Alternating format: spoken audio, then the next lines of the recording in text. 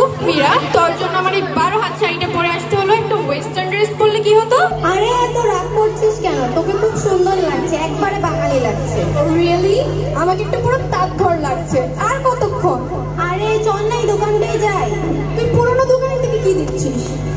আরে দেখ, এই দোকানে একটা গন্ধ আছে, মাটির গন্ধ, ইতিহাসের গন্ধ। চল না একবার গিয়ে দেখি। চল। দেখতো এই নামটা দেখতে কেমন জানো না? শাশ্বতী, তা তো বস্ত্রালয়। দোকানে কি কেউ আছে? কে গো মা? আহো আহো, ঘরে আহো। আরে আরে আরে, কইরো না।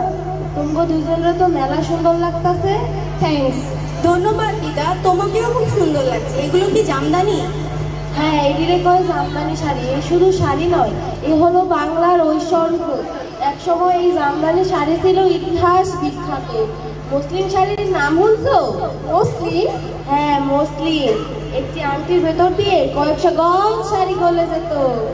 কিন্তু দিদা, আজকালকার জেনারেশন তো সবাই শাড়ি পরে না, আর আমাদের জেনারেশন সবাই ওয়েস্টার্ন ড্রেস এবং রেডিমেড ড্রেস পরে। সবাই এই শাড়ি পরে না গো মা। যারা এই শাড়ি কেনে তারা শুধু শাড়ি কিনতে আসে না, কিনতে আসে এই শাড়ির পিছনের গল্পটারে। একসময় এই শাড়ি ছিল বিখ্যাত। তাঁত হলো সংস্কৃতির প্রাণ।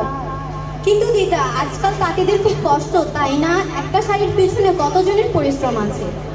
কষ্ট তো বটেই, কিন্তু তাঁতিদের এই আওয়াজ, খট খট খট, এই শুধু আওয়াজ নয়, এ হলো বাংলার সুর।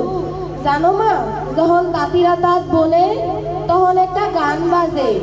কি গান?